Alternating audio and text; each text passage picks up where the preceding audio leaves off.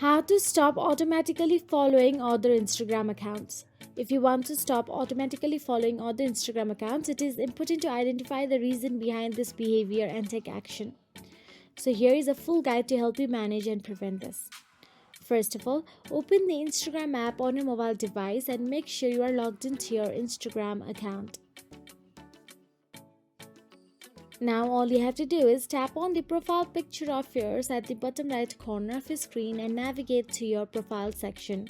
Now, once in your profile, all you have to do is tap on the three dashboard option available at the top right corner of your screen and navigate to the settings and privacy.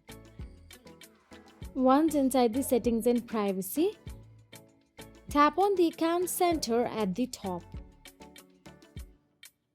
Then tap on the password and security option available inside the account center. Once you tap on the password and security, you will get to see where you are logged in option available in there.